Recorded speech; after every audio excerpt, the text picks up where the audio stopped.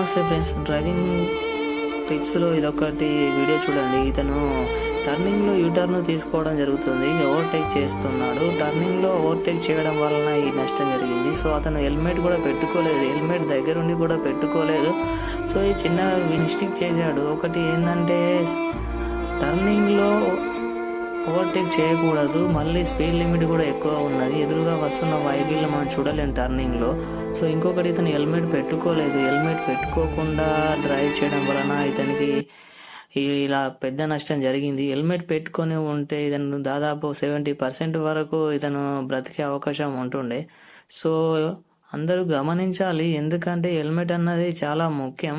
మళ్ళీ హెల్మెట్ పెట్టుకుంటారు కానీ కొంతమంది సేఫ్టీ బెల్ట్ పెట్టుకోరు. సో ఆ సేఫ్టీ బెల్ట్ పెట్టుకోకుండా ఎంతోమంది చనిపోయారు. అలాంటి వీడియో కూడా నేను పెడతాను.